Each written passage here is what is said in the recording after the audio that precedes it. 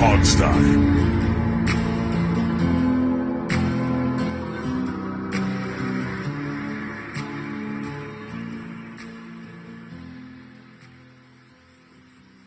Bonjour, everyone. I started you the don't show in speak French. okay? Don't Yes. even pretend. I did the countdown in French. I got some puzzled faces. Very interesting. I Yeah, took 8 years of French in grade school, believe it or not. I took 5. It was the worst mistake of my life. That it actually brought down my GPA quite a bit through high school. Oh, I got A's in it, but and then I took Of course you 4 did. years. Yeah, well, I took 4 years of Spanish in high school and then 2 Yeah. years of college Spanish. And so I can, but I'm much better in Spanish than French because I haven't Right. done French in so long. But I'll find if I have to do French, I'll like mix dialogue up, mix words up, and Right. you know, But we've talked about that. The Romance languages, they all kind of. yeah. Well, welcome to the show, everyone. It's the Hogstye. It's the Going language hour. into season 10, as I am gonna keep on repeating because I think this is a big deal that we're going into our 10th season. What? Are after- you sure? Is it really Yeah. that long? Yeah. Go look. That 9 Wait. and 7 season was our first year we did the show, and just start counting. You're right. My God, it is 10 years. Yep. And Oh, I yep, am it just is. I'm just part of the long list of names that sit here with you guys to talk about the Washington Redskins football team Commanders. We love Yeah. having you here, Dave. You're great. Yeah, we're happy to have I you. thoroughly enjoy it. It's great. I Of have, course, I have Of frequently. course, the best part is I guess I'm saying, so how much money you make for all this? I was like, dude, I do it for a good time. I have fun. I take it serious. I'm like, come on, we're a small little podcast and we just enjoy ourselves. I need to Funny get you me. back to doing the interviews. It's my fault we got away from it for the past couple of Not years. that but- helped us make any money. I mean, Steve No, and I are but- probably out thousands on this show over the Oh years. my God, yes, absolutely. Yeah. You kidding? Nah, The it's- website itself is very expensive, folks. I will put that out. Oh, it there. is. It is. Well, welcome to the show, everybody. We have obviously a big show to talk about here because Washington made a big hire, and that's going to be a bulk of what we're going to talk about here is the general manager hire. But we have some game recaps, game previews to talk about, some other stuff as well. But how you guys doing? We got a surprising snowstorm in DC over the weekend, which really was great because I just was like, well, I guess I can't do anything but sit in the house and watch some football now. I bought a new 4K TV to watch. Why some did football. you need snow to do that? Couldn't you have done that without snow? It's just a good excuse not to leave. You don't need an excuse. It helps. Here down in Texas, by Texas standards, it was as cold as it's ever been since I've been here. It was in the 20s, like mid 20s, which for us is like like on Tuesday, literally the city was shut down over just the temperature, not over like precipitation, frozen roads. It was literally just the temperature. Well, you guys had a weird cold front a year or two ago where like you lost power and That was Winter Storm Uri. Yeah, you can thank crappy wind, wind turbines for that. Building mostly. your electric grid on the cheap was not a smart move. Well, it's not that they built it on the cheap so much. It's that they didn't build it to winter standards, whereas you could make an argument that the once in a generation winter storm would necessitate the need for it. But on the other hand, it's very expensive. And so they didn't, that was the issue. But no insulation inside doesn't help. Well, and I will make this point, then we'll get to football. What we learned from this is that the wind turbines are much less reliable than traditional power sources. That's what we learned from the winter when they storm. freeze up. Yeah. Oh yeah. Because they stopped working at a much higher rate than traditional power sources. All you climate people. That's what. Well, let me add one thing real quick before we get into some football talk. Okay. So, how many times you come across a video, a little snippet of someone slipping and falling? You think it's funny, and you have a good time with to show your buddies and everything, right? It's always funny. I've laughed at them. Well, I was that video clip yesterday. Oh my God. Yeah. Oh no. After we got done, after I got to clean out the driveway and everything, I salted everything, and dogs had to go out, so I wanted to walk them out to the side, and apparently there was a little ice patch on the step. It's only 2 steps down, that I must have missed, and I stepped right on it. and my feet came out. I fell right down. My shoulders, my arms, my legs, my knee, all sore, everything. And of course, I'm cussing a little broken bit. Or dislocated. Nothing broken. Back is perfectly fine. Everything. That's good. But the best part is that my wife and I were talking about it. And I'm like, you know what? I wonder if the Ring camera caught it. And it so happened did. And so Dave will be sharing that video on YouTube or on Twitter later. It's going to be on MTV Ridiculousness. Let's right. hope. Yeah. Maybe Dave will make $100 off it. Well, when she shared it to me, she said, while she's sitting there grimacing, going, "Oh, that looked painful." I'm over here crying, laughing so hard at myself because of what I see. Because I laugh at this stuff all the time. And here, I can't be a hypocrite about it. This was funny. At my own expense, it was hilarious. I'll have to share it to you guys and so you guys can see it. So I look forward to laughing at you. I'll laugh with you.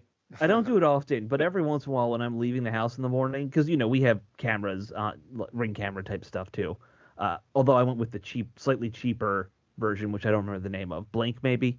But as I'm leaving, there's one that catches me as I walk down the stairs on the back porch to head out. And I'll do a little dance just for my wife's amusement because I know she sees it every time. So, just something weird just to do. You got to have fun. You do a little dance? Yeah. Just maybe like a shimmy, You shake your tail feather for the wife? Yeah, exactly.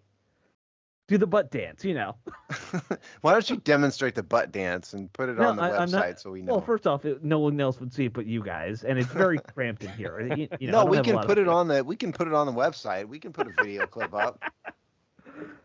That'll draw in viewers. I don't think my ass is drawing in any viewers. It'd fit up a whole camera shot at least. Mean, you might have a fetish for, middle-aged white guys. I don't have a fetish. I'm saying somebody out there does. That's what I'm saying. Right.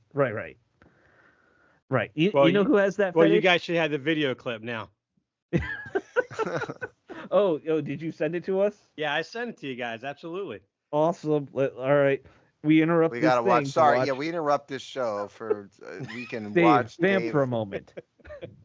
Stand down, everybody. Okay. And here he is. Okay, I'll describe. Dave's walking out the door. Oh. He's got the dog. Oh, and he goes down, and the dog just continues to walk on like nothing happened. Dave, you went right down on the tailbone there. You got to turn a little so you fall on a cheek. Well, see, the problem is my small dog was right in front of me. And the reason why I hurt my knee because I had to I wanted to kick my leg out away from him because if I kicked my leg out to him, I would have smashed his ribs and everything. There was no way I was going to kick him. Punt your dog. You don't want to do that. No way.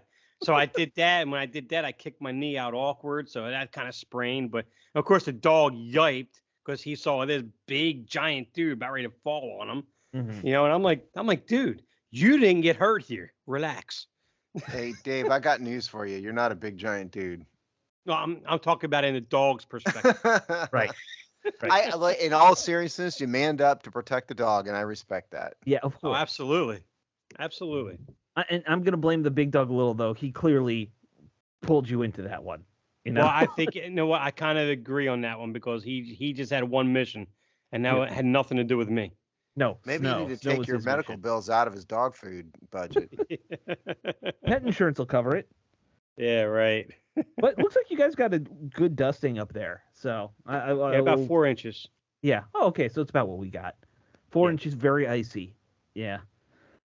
I mean, obviously, winter was the theme though for this first round of the playoffs too. We have to talk about those games because Kansas City, it was -4 degrees with the wind chill. They had it in the -30s at times. You had a ton of snow in Buffalo to the point where they had to move the game. I'm sure you guys saw that video of the blizzard they were getting on game day that forced them to move it. Well, the Kansas City game was like the 4th coldest game in NFL history, I believe. Yeah, 3rd or 4th. I couldn't. Yeah. And I saw a headline that I didn't read the story that said multiple people suffered hypothermia at the game. Sure. It's not worth it. I'm not sitting through -27 to go to a football game. I'm just not doing that. Well, I think it's the 4th coldest by ambient temperature, but they said if you took into account wind chill, it was I think it was just a notch under the Ice Bowl, or whatever. The Ice Bowl is number one, like right? negative 45 or something like that. It's ridiculous. Now, would you guys go to a game like that? Like if Washington was in a game, would you go? I would not. No, absolutely not. I love bad weather games, but you are taking your life in your own hands with those temperatures. I mean, hypothetically, you could dress up in Arctic gear, I guess. But absolutely, what is the point? I mean, but at some point, idiots in the stands who will take their shirts off and stuff like that. And those are the guys that had a couple. Suffered hypothermia. Yeah. If you had hypothermia and that's what you did, I've got no sympathy for I would refuse to treat you. It's like the medical professional to say no. Yeah. Yeah. First, do no harm. I think they're too late with you. Just move on. It's a self-inflicted, Yes. Yep. Yeah, exactly. Which game would you guys like to talk about first, though, of the 6 games? Of the ones coming up, or of the ones we went through? What we just saw. Well, let's start at the top and go Texans Cleveland. Okay. That was Texans, I think there were 2 games that were surprised: Texans Cleveland, and then obviously the Dallas Green Bay one. But that's easy. Yeah. So Texans Cleveland, I really thought that, given the fact that C.J. Stroud is a rookie, the coach is young, the team is young, they hadn't been there before, that'd be one of those games where, they played well in the regular season, get their congratulations, but, go home. But no, they overcome it. Not only did they overcome it, they look great doing it. Yeah. Shocked everybody. And Stroud, man, I mean, I told you guys, people need to listen to me more about quarterbacks. I told you guys that Bryce Young was not worth it, and then C.J. Stroud was the best, and he was going to be good. And look at him. I mean, he was the more prototypical size and everything. Like, you had a sound argument. Yeah. Yeah.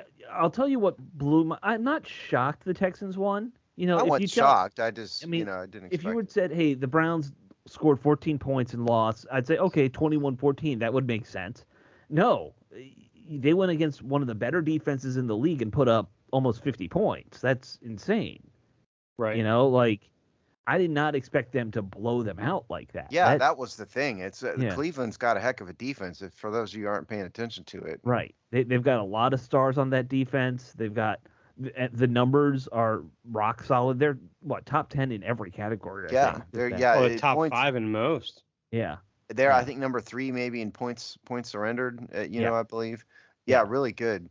And I believe in pressures against a quarterback and sacks and stuff. They're among the top 3. I mean, I think the more amazing part of all that is just how Bobby Slowick had pretty much brought the game to C.J. Stroud instead of having C.J. chasing the game.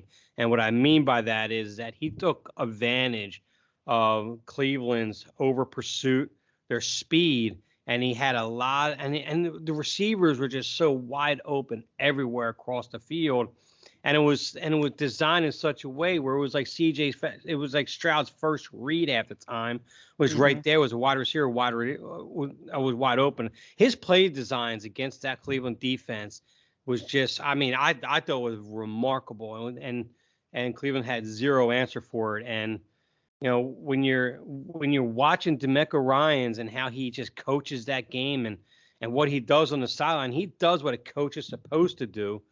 Unlike what we saw the last 4 or 5 years, and he managed the game and allowed his coordinators to operate appropriately, and they did a great job all the way across the board in all 3 phases of that game. I was very impressed. Not only that, but they did it without a ton. The Texans don't have a ton of big name talent. No, not at all. Not yet. No, not yet. I mean, but there's not a ton of big, huge draft picks, big names, Pro Bowlers. There's none of that. Like Nico Collins. Has anybody outside of Houston heard of Nico Collins before this year? There's a lot of people like that. So they're they've done well. I mean, the one that Washington fans are most interested in, obviously, was the Green Bay Dallas game. Yeah, that was a beat down that we also definitely did not expect. I think we probably all should have seen it coming, though. Because Dallas has at times looked bad this year. Not against Washington. Sure. I thought Dallas was going to win. Don't get me wrong, but it's something that it shouldn't have been that surprising in retrospect. I thought maybe it would have been like at least a close game, and they would just struggle in that round, whatever. But Green Bay just showed exactly how you handle a young quarterback. They did it with Aaron Rodgers, gave him time behind Favre, and developed him. And did the same thing with Love. And Love started the year off a little shaky, but I think he was one of the top rated quarterbacks since Week 10, and he showed it against Dallas. And once again, LaFleur, just play design and what he did. It was just, I mean, that whole Shanahan tree. I'm telling you, man, it's just that's why I'm pretty psyched about Slowick being an option, because they all seem to be successful. Yeah. You know, and you saw it in their scheme right there. They completely took Micah Parsons out of the game on the most part. Yeah, I mean, if you look at who was in the playoffs, there's a whole bunch of ex-Shanahan McVay guys who are in there. So it's not, it's not crazy to fall in love with that coaching tree right now. So, Jordan Love. And on the season, Jordan Love had good but not great numbers. 64% completion percentage. 32 touchdowns, 11 interceptions, 4,100 yards, 4,159 yards, 96 quarterback rating. Again, good, but is it like out the world? But Dave's right. I mean, those numbers improved as the season went along, and so like his stats for like the final few games are, last half of the season ish are much better. So the Patriots have a method, and what I'd like to point out, we're going to get to Adam Peters here later, but Peters in his press conference was talking about building through the draft. Sure. That is what Green Bay has consistently done for decades now. Right, is build through the draft.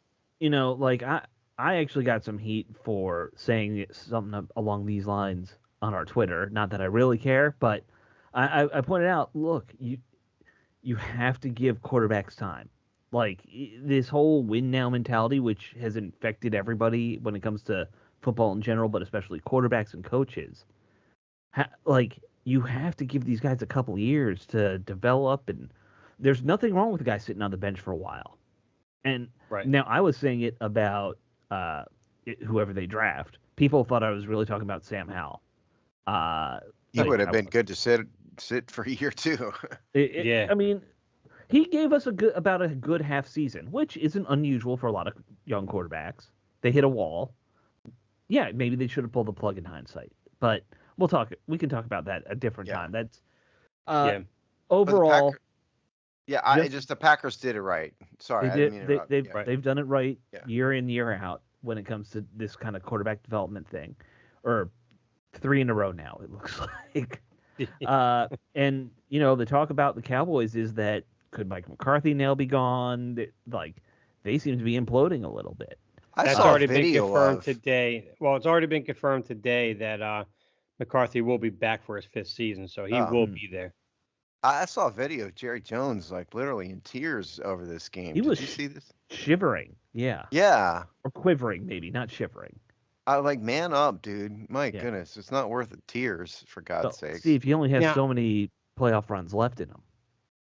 Well, I mean, he is 100. He does look like I saw that video. To me, it looked like it was ran through a filter to make it look like that. It might have been, yeah. Because it was, because if it was, I almost felt bad laughing at it, but it was hilarious. Either way, he wasn't happy for sure. He was very upset no matter what. All right, so last game on that Saturday was the Dolphins-Chiefs. And, I know we kind of jumped to the Cowboys. That game, just a beatdown, right? The Chiefs Dolphins. The cold weather. The Chiefs normally bring it in the playoffs. Yeah. Don't doubt the Chiefs. And no doubt the cold weather plays a huge part in a Florida team going up there. You saw it in Tua too. Yeah. I saw somebody point this out. Tua's only ever played in warm weather climates. He is not a cold weather guy. So. That's a good point. Yeah. Yeah, that's a good point. Let's talk about that one other game, because it's going to feature the guy who right now is the favorite for the Redskins coaching job, and that is Lions-Rams. Ben Johnson, of course, is who everyone seems to want here in DC, and they pulled out a 1-point win, but I gotta say, his scheme, it's very sound if you were watching for that, and I know I was. I don't know about you guys. I was kind of watching to pay special attention to how Ben Johnson's offense comes up looking. It seems a little more old school. He's definitely not from that McVay style. He's not running like a lot of zone, and they're not spreading the guys out as much. They're playing a lot more power, it feels like there. Yeah. That's what I kind of picked up on. I've come to believe that the system is less important. There's only there's a number of systems that offensive NFL coaches use. All of them have won games at some point in time. West Coast spread, Earhart Perkins. I mean, there's all kinds of, it's all kinds of one. What I've really come to believe is that what matters is the leadership that the coach can bring, and whether that coach can evaluate players and use them properly. Sure. It takes a team, and so I'm less concerned about, I don't know what system Ben Johnson uses. He's done well with Jared Goff, okay. But is the guy the right man for the job of taking his players and getting the most out of them? That is what's most important. And I think that's more what Adam Peters was saying in his press conference.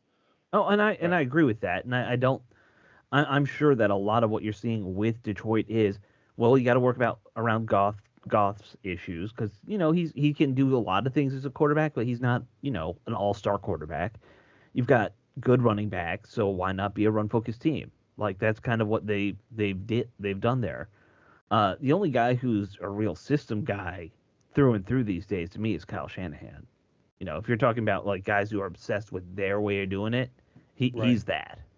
He's the most that of any NFL head coach. And just incidentally, Jared Goff literally is an all-star quarterback. He's been to 3 Pro Bowls, including last year. So he's not. And the average. one thing, and the one thing I consider is that Johnson running an offense he runs because of the style quarterback that he has. Mm-hmm. If you gave him someone like either Justin Fields or Josh Allen or somebody, does he run a little more of the zones? Does he run more the RPOs and stuff like that? So that's what we won't know.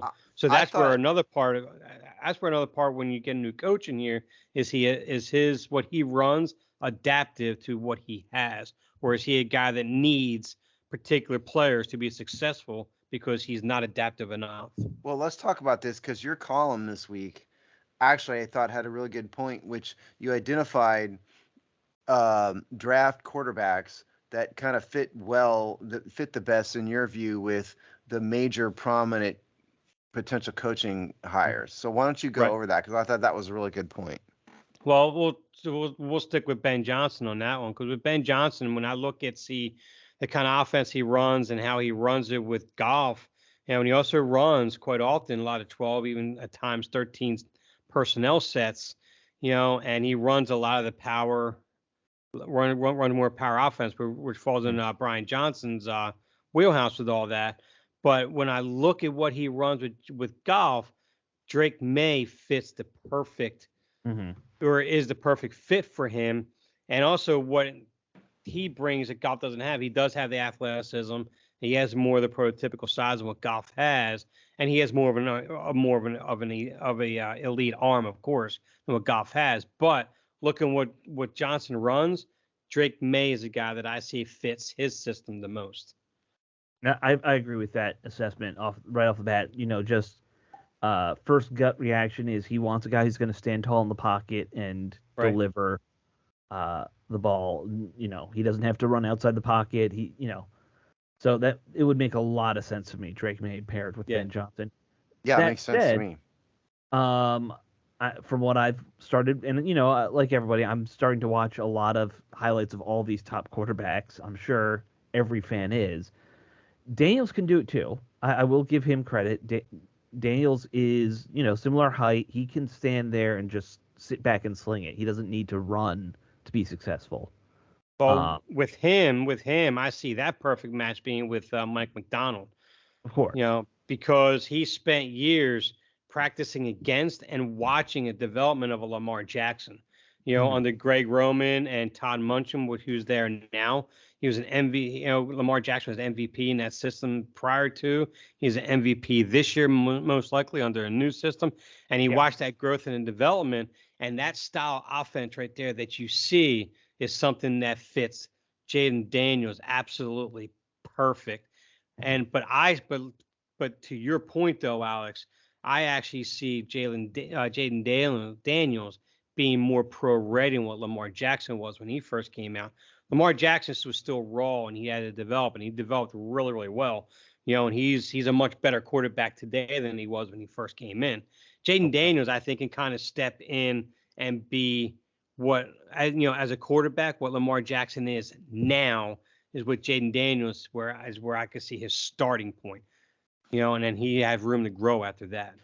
I can't comment too much on these individual quarterbacks because I don't watch the highlights. To answer, to Alex's point, I never watch quarterback highlights because I have a methodology with this that I use, and I don't watch highlights. I watch complete games and I study complete games to get a better sense. I'm just going off of basic general scouting reports that are out there, and there's a couple that I actually follow with all that, and so kind of going over what they say. That's why I'm really interested in what you, but that's why I'm real interested on your quarterback breakdown when it comes out, because you've been 9 times out of 10 pretty much right on almost everything you put forth when you've done what you've done. I'm pretty good about the quarterbacks when I pay attention to it. Yeah. I mean, and I when I said highlights, I will watch 2 or 3 games of each of these guys before the draft, I'm sure, just to kind of get my own. I'm just saying I'm not comfortable getting too much into details about the quarterbacks that I haven't studied yet. That's what I get it. I get it. Well, that's for another show anyway. With the preliminary stuff. Yeah, we'll get there. We'll get to look at numbers, look at a couple highlights, look at a couple interviews. That's how I always start, and then I go into a couple games. Figuring out the schedule is on my list of things to do this weekend. Yeah. We might need to, change some stuff up with us getting that number 2 pick. We will. Yeah. We will. Don't worry. It's all in my head. I just need to do it. Yeah. Well, just to close out though with Caleb Williams. I mean, because you watch what Bobby Slowick runs, especially a lot of RPOs. He moves the pocket and a lot of misdirection and the things he does offensively.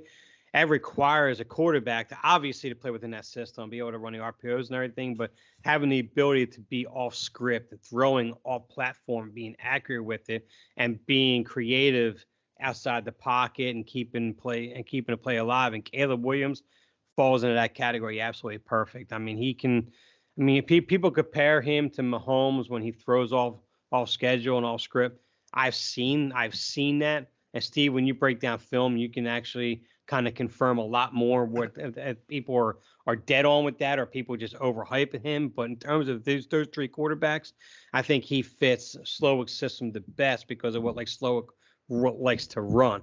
And Caleb Williams can play within the pocket. He has structure to play within the pocket. His consistency lacks. So from things that I've heard on scouting reports in terms of when he's playing in the pocket and playing with anticipation, that's probably one of his weaknesses. But he apparently has an elite arm. Yeah, he does. He definitely has the best arm of any of them. But I thought those 3 points make a lot of sense to me, just generally, without having studied them. So you can read that in Dave's column this week, which came out on Wednesday. Yep. Last 2 games, just to touch on real quick. Bills beat the Steelers, of course. Steelers don't. There. Yeah, no surprise there. Steelers don't have a quarterback really. And then the upset, I guess, of the Buccaneers beating the Eagles. I don't really. No, I didn't call. That's not an upset. And this is with no hate, okay? But the Bucs or the Eagles just totally died in the second half of the season. They look terrible. I don't know what's going on with them. Maybe Dave, you're there in town. Maybe you have better insight into it. They just completely fell apart from a mental standpoint, more than anything. I don't know what can explain it. I think right now what you're hearing a lot up here is for one, with Jalen Hurts, there's a lot of Carson Wentz comparisons coming out now in terms of his leadership, how he acts on the sidelines in the locker room. He's not taking that necessary command of the locker room that they really want him or need him to take, and it was a lot of what you heard with Carson Wentz when he was here after his first couple of years here. He just didn't have that command, So you're starting to hear a lot of that. A.J. Brown is A.J. Brown. He's a diva to all levels and everything. Although Hold he's on, a an great elite wide player. receiver being a diva? I'm shocked. I know, no Yeah, way. Are no you kidding me? No kidding.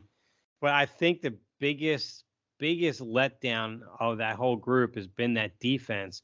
And I was talking to somebody today, and one thing to talk about on the radio was is like Jordan Davis. His biggest ordeal coming out of college was, can he stay in shape and can he maintain that shape? Which obviously he has not been. Apparently, he's been fined multiple times. So that defense gets worn down. The linebacking core, they're just as bad as ours up here, and with Nick Sirianni, it's almost like he brought in his buddies to be coordinators from high school because that's all they run. Their schemes. That's one thing they complain about. It's like it's a high school scheme they say out there, especially on offense. There's no misdirection. There's no play action. There's no nothing. So they definitely missed Steichen a lot from last year. And so there's just so many issues, and it's probably, I don't think it's going to be a complete teardown and rebuild, but there's going to be a lot of wholesale changes. There's no doubt about they that. went 10-1 and then just totally, that was it. Very odd. Yeah, Nick Sirianni's act seems to have worn thin a little bit too. Yeah. Kind of reminds me of who was the guy from Oregon that they had there? Chip Kelly. Yeah, Chip Kelly. Remember, everyone loved Chip Kelly for about a year and a half until they didn't. Yeah. Right. Hit the wall very quickly. Yeah. Yeah. So that wraps up the games that happened. Of course, round 2 coming up, and we have a couple good games on the docket here. Anyone in particular you guys are looking forward to the most?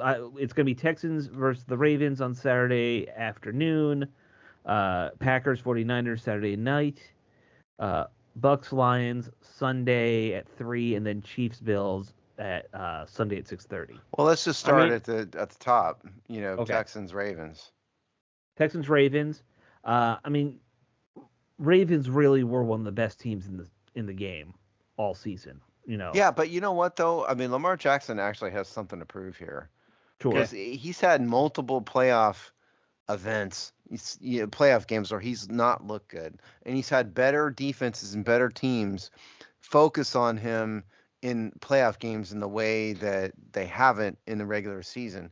And the Texans actually have a pretty darn good run defense. They've only given up, I think, 3.5 yards per carry, I believe it is. Not a lot at all. And so it's a bit of a strength on strength then. So I think that the Texans, let's see, is it 3.5? Yeah, 3.5 yards per carry. So I think Lamar has a lot to prove. And can he do it? Probably. But we've seen this before, with the Ravens. I think they'll win because at some point it has to end for the Texans. But I don't think it's a slam dunk. Well, I think the Ravens need to kind of watch that the Browns against that against the Texans, because their defenses are built very similar. And Bobby Slowick, if he can execute the same game plan against that Ravens defense, the Ravens are going to be in a little bit of trouble early on in that game while they get their footing back and they kind of get rhythm back for being off for basically 2.5 weeks. And so that would be the one thing, if the Texans could jump up early and kind of get a few quick scores. It's going to be a very dangerous game for Lamar Jackson in Baltimore. And I don't think it's going to be a problem with the offense more so than the defense, because of what Slowick can do in terms of with the schemes. You saw what he did against Cleveland.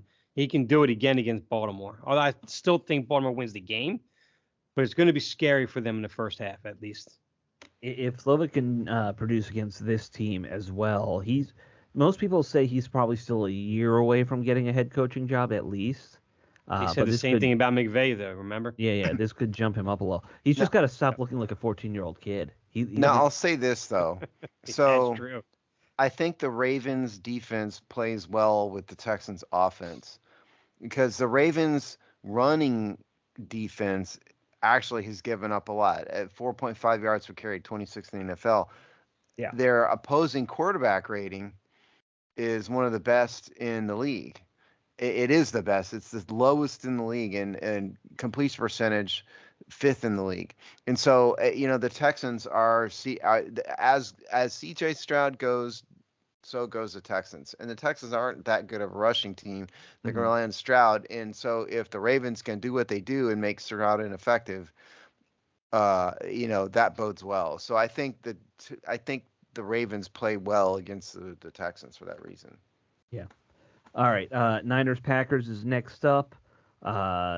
This game could get interesting. I think the Packers kind of stunned us with how well they played last week.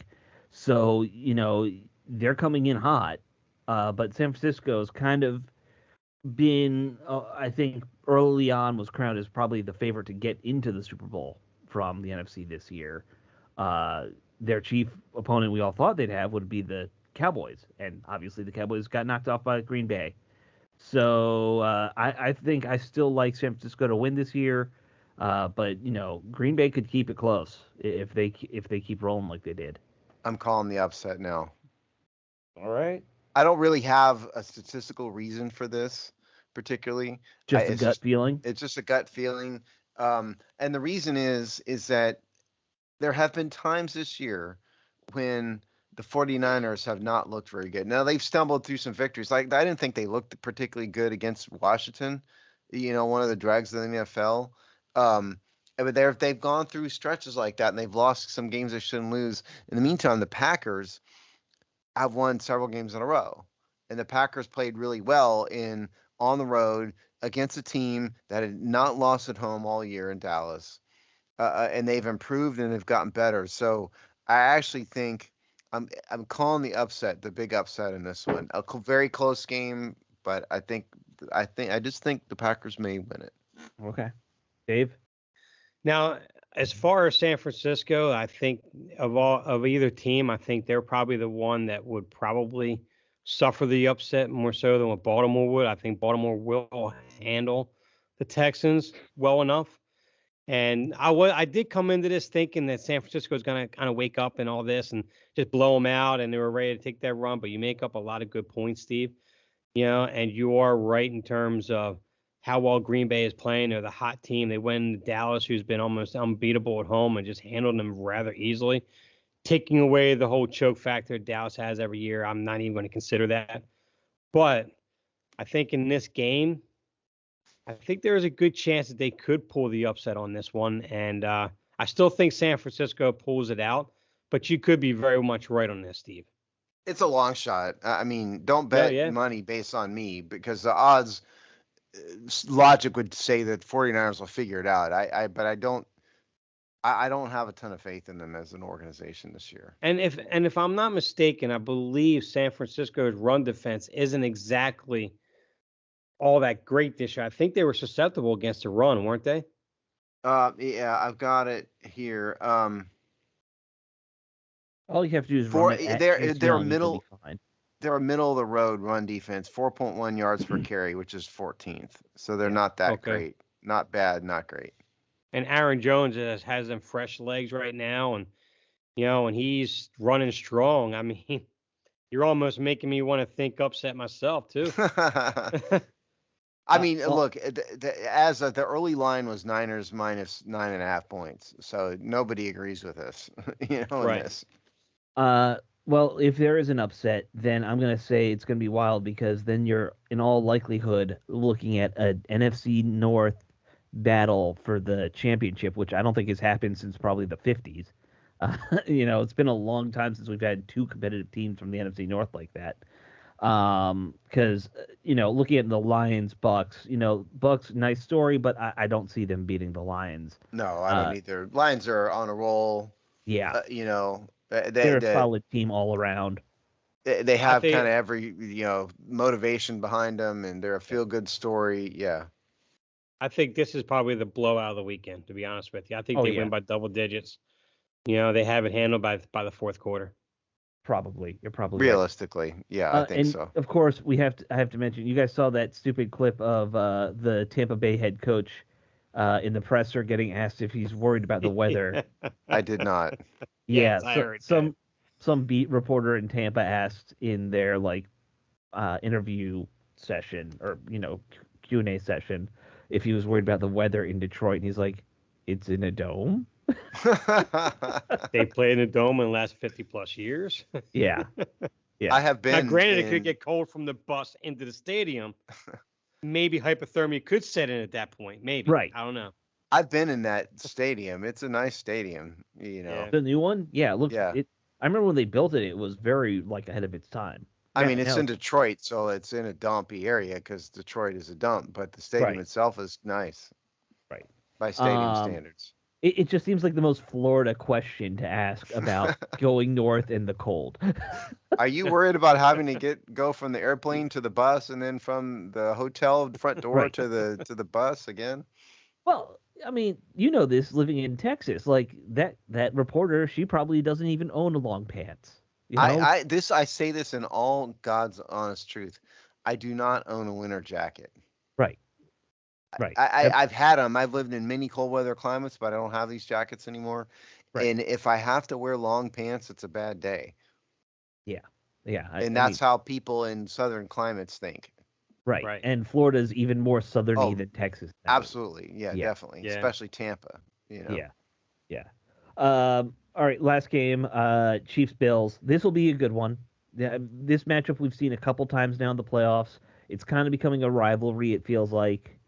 Obviously favoring the Chiefs right now, but this is probably the most toss-up of all the games. You know, the other ones, it's either an upset or a blowout. This one could go either way. Really could. I think that the Chiefs, it's the lowest point they've been during the Patrick Mahomes era. Mm-hmm. They lost talent. You know, they let that scumbag Tyreek Hill go, which, you know, as bad a person as he is, major talent.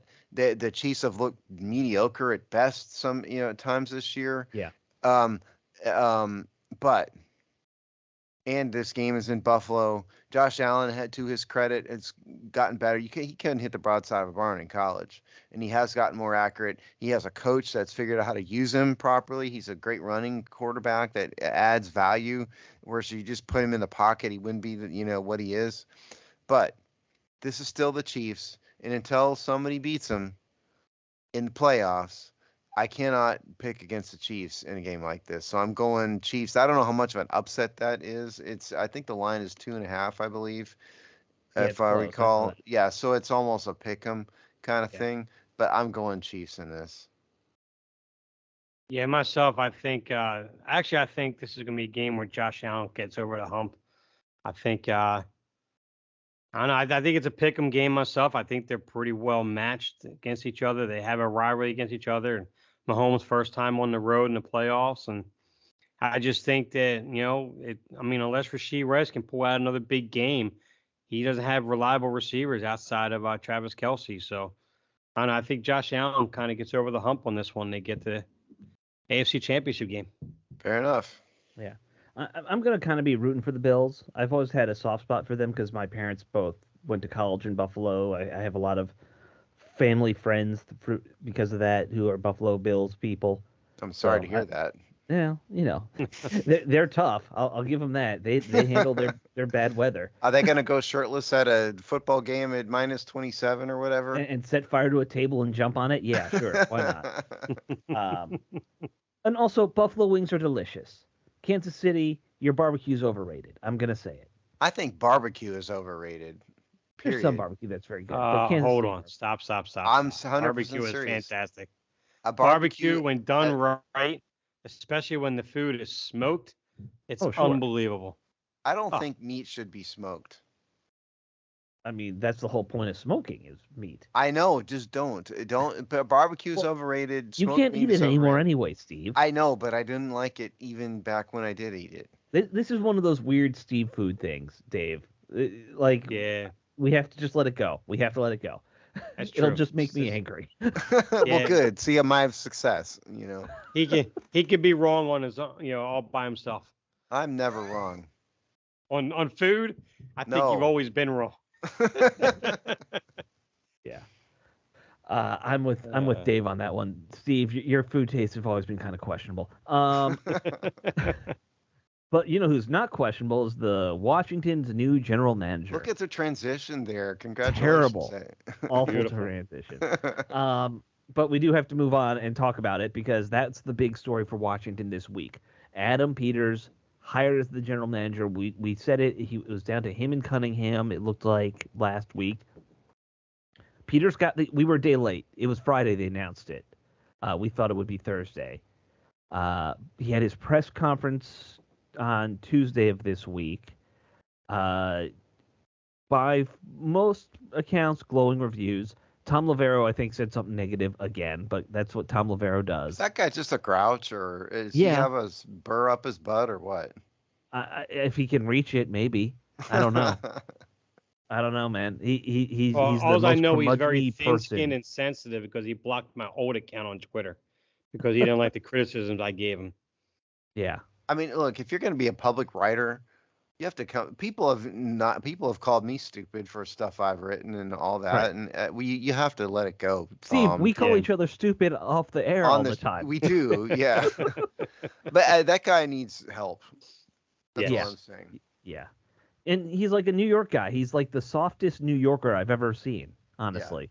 Yeah. You know. But in terms of Peters, so the presser, I did watch it. I'm sure you guys watched it too. Yeah, he didn't say a ton that was all that insightful. No, except standard speech. Yeah, but he did talk about building through the draft, which was music to my ears. Because one of my biggest I think all of our biggest criticisms, all of us shared maybe the biggest criticism Ron Rivera was his just horrible draft strategies. Which just seemed to be very random, Not just horrible draft strategies. His inability to also find any good free agents. Well, that too, yeah. But what Peter said in the press conference specifically was that we will build through the draft and fill in some gaps in free agency. That is almost word for word. I don't know if he used the word fill in the gaps. It was something like that. Supplement through the supplement. I believe. Yeah, is that what he said? Okay, fine. Yeah. Yeah, and so I think that is the way you long-term build a winner in terms of roster building, and you have to do this in an organized fashion. You don't just rank these players, and no matter what position it is, just start drafting them. That's just a terrible idea. You BPA people don't know what you're talking about. That's not how in real serious NFL teams who win do it. And it sounds like Peters has the right attitude. So I like that. And the other thing that I got out of it was what we said earlier, which is that he said he wants to pick a coach based on leadership, not so much who's got the best offensive, defensive scheme, whatever, but who's the best leader. And I think that's the way to go too. So I was encouraged by what I heard. I mean, those are both sound. Yeah.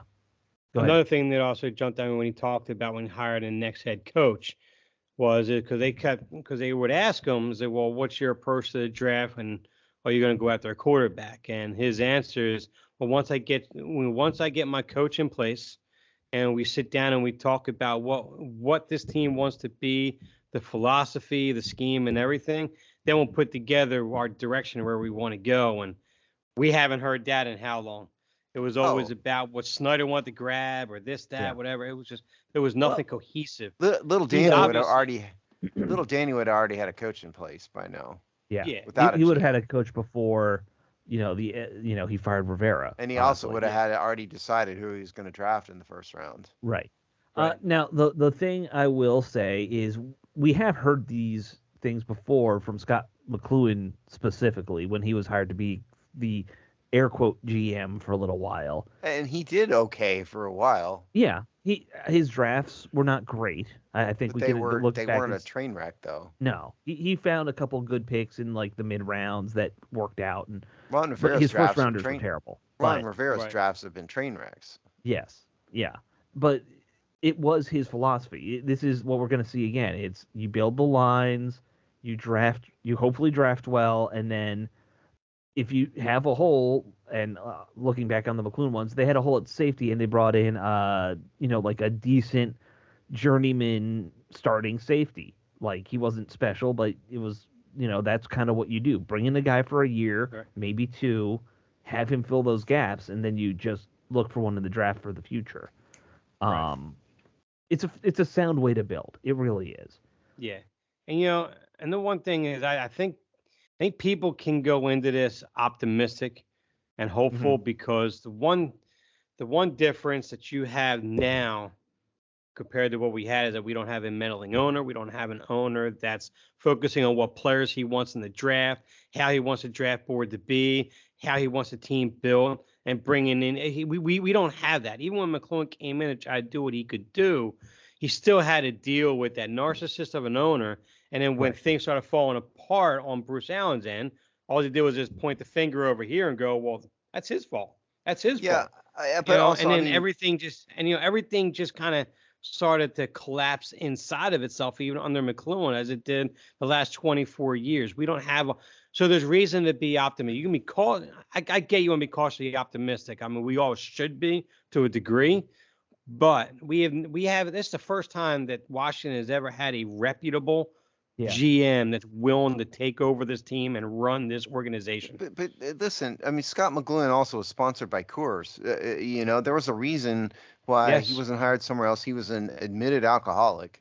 And I don't know why you would bring an admitted alcoholic in to run. Because he was the only one who would take the job at the time. Well, bingo. There you go. He was the only one willing to take the job. And yes, it has been, 30 years since Washington has had a real organized structure. Probably realistically, the last time they had pros in charge was Norv Turner and Charlie Casserly were there. Yeah. That was and shock of shocks. That was the last time they won. They were in a divisional round of a playoff game, and they almost won that game against Tampa. And it went all downhill from there because it was a series of just total messes. So since then, so I think this is the one. I agree with Dave. It looks like pros are in charge again. So going forward, look, he's going to have a lot on his plate. Obviously, the coach comes first for him. The thing that I didn't hear him talk about much, and I'd be curious long term, and I think it's probably not going to happen until after the draft, would be how he builds his scouting department. We know this is an analytics-driven team, or the ownership group is very analytics-driven. I will be curious to see, do they keep the analytics under Eugene Shen completely as like a segmented thing, or is the scouting department also kind of more of a mix of analytics versus true football guys going with their gut, saying, I like how, this guy looks when he, dropping back, and, those old school types of scouts. Yeah, I don't know. It's hard to say, really. Yeah. Hard to it is hard to say, but that's going to be what's fascinating to look for. Look at those backgrounds. Well, obviously you didn't hear it in a press conference, but I don't know if it was like Grant Paulson or someone like a Scott or Abrams or whatever, but they had mentioned that apparently that there were plenty actually of guys in the current scouting department that Adam Peters actually likes and thinks that they've just not been given the proper attention to be heard in terms of evaluation because of how the past ownership was. So that's going to be very curious in how he does alter that, when he alters it. And people are upset that Martin Mayhew still listed as a general manager. They give Peter some time. He hasn't even had a chance to really do a full evaluation of the staff yet. You probably won't see any major changes at the top for at least another, at least until after the coach is hired. Then you're going to start seeing. The guy's been here 2 days. Right? Exactly. Relax. Typically, when it comes to the scouting side, they don't make the changes till post-draft. Yeah, that's when, because those guys have already done the work. They've already got all their documents written up. You wait till the draft. Start over at this point. They've been evaluating talent all year long. Right. Sure. Right, and it gives him a chance to evaluate them in that process, which is actually beneficial because there's that one guy Gribble that everyone always loved, Tim Gribble, who was like one of the scouts for the team. And everyone's like, well, he gets no respect, but he's a good scout. We had that if he's a good scout or not. Who knows? We have no idea. Know. No? Yeah. Okay. Well, I pay enough attention to know some of these.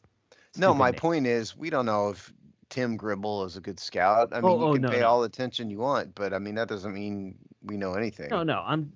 We hear it from beat writers and things like that. I don't think the beat writers know what the hell they're talking about either, about that's talent of the scouts. I think sometimes they can figure it out. It depends on how their relationship is. It's usually who do they have a close relationship with, right? Like, remember, Jason La Canfora was obsessed with Morocco Brown because I'm sure Morocco Brown was feeding him stories all the time. He was actually right about Morocco Brown, as it turns out. Yeah, yeah. Well, that too. Yeah. Yeah. But, yeah, like, I will be fascinated to see that part because that's really his big job. His biggest job is going to be building that scouting department from, at one point, it was one of the smallest in the league. You got to get it back up. And, maybe you get creative with it. I've always been why don't you have a guy whose sole job is just to look at quarterbacks? Like, it's the most important position. I want a scout who's only going to be scouting quarterbacks. Yeah, they don't really, NFL teams don't really organize their front office like that. Right. No. Maybe that's wrong. Could be. Yeah. Yeah. So we'll see what happens with Peters. The last thing we had on the list, Ron Rivera did a story with ESPN, or an interview with John Keim, talking about all his regrets and mistakes he made. A lot of I shouldn't have done this, I shouldn't have done that. No shit, Ron. Like, no. Well, the funny part was that in this column, he's talking about wanting to continue coaching, and they mentioned that Washington has a coaching vacancy. So it would be hilarious if they turned around and hired him to be defensive coordinator at Washington. Wouldn't that be funny? Obviously, that's never going to happen. I'm just kidding. Right. But the article was kind of implying that, like Washington has a coaching vacancy. I don't know, man. I mean, I don't wish the guy any ill will.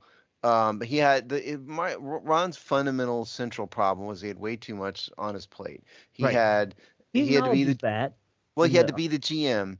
Yeah. He had to be the coach. He had cancer. He was dealing with a tragedy of an owner in a horrible front office situation. He dealt with COVID. There were just like a never-ending series. If they had someone who was the GM who did the GM stuff, it would have been a lot better for him. And like he admitted in this column, if you notice, that he was just kind of managing things when he was in Washington. And he talked about in the column about how it was so much fun for him to actually coach again at the end of the season. Now, he didn't do very well. The defense did terribly, but that's not the point. And by the way, because we always cite our sources here, the column that we're talking about here, if we can pull it up here, ding, ding, ding. Okay, it's ESPN. Ron Rivera says he still wants to coach even as a DC by John Keim from the 17th of January. The thing that I find interesting is he knew he was coming in to be this head coach / team president role, which that was the third time Dan Snyder tried that. He did it with Mike Shanahan and Joe Gibbs before, both with just stellar results. But Dan Snyder thought the way to go. Josh Harris, his first move is he says, no. These are two jobs that should probably be 4 jobs. He says they're 80-hour-a-day jobs, which logically means you really should have 2 people doing it. Right. But, yeah, putting that all on one guy's shoulders is an insane thing to do. Well, there's a lot of ego involved in these coaches also. Oh, and they all think they can do it, and, and it normally blows up in every one of them's face. Even Bill Belichick. It did blow up in Bill Belichick's face eventually. Yeah. Right. Oh, yeah, eventually. And he was never a very good drafter. No. If he had drafted better talent, who knows what would have happened. Right. And having one of the greatest quarterbacks of all time didn't hurt him. Yeah, obviously. I mean, it's a bit of a chicken and the egg argument, I think, with Belichick and Brady, because there's a lot of revisionist history. Brady was not that great in the early years. I mean, Belichick had to scheme around him. He was passed for 150 yards a game, in the early days, and they worked well together. It is inaccurate for people to just say, well, Tom Brady, propped up Bill Belichick all these years. That is not the truth. I would argue their first 3 Super Bowls that they went to were defensive based. Absolutely. Yeah, run-oriented, defensive base. Yep, absolutely. And Brady was a game manager back then. So all my point is that even with Bill Belichick, the one job thing, one person doing 2 jobs things blew up in his face too. It only makes sense in like the college format, which obviously guys like Nick Saban and some of these top tier college coaches are that role. Yep. But they're not worried about salary caps. They're not worried about. Well, they are now. Well, they are now. But, well, there's no cap. No, I know they're worried about paying people though. Yeah, but even for them, it's once you recruit a guy, you typically didn't have to worry about it until recently. Yeah. So it that formula doesn't make sense in the NFL, as we've been saying. Yeah. Look, best of luck to Ron. I harbor no ill will with the guy. He bit off more than he could chew. He did the best he could with what he had, and it just didn't work. I would be fascinated to see if somebody offered him a defensive coordinator job. I think he should just go away to a tropical island somewhere for about a year and just relax. And then come sounds back like It sounds like he doesn't want to. Sounds like he wants to. No, you're right about that. But I just think that he should just go away for a bit, regather everything, and then come back on the scene. The U.S. Virgin Islands are nice. Yeah. Yes. Yeah, they're not bad. They're not bad at all. Sam Bankman-Fried can sell him his old house. Oh, yeah. That's podcast. only going to cost you a couple million. Ron has that. Yeah, he does. Ron does have that. Yeah. Although he's a West Coast guy, he's probably going to go back out west to a beach, would be my guess. Catalina Island, fine. Yeah. Fine. I don't know. Are there islands out there? There's got to be. Catalina Island. Okay. We could do that. That works. And I don't know. Any other topics we want to cover? We're over time at this point. I think we got it, man. I think that's it. Wrapped for the week. Right.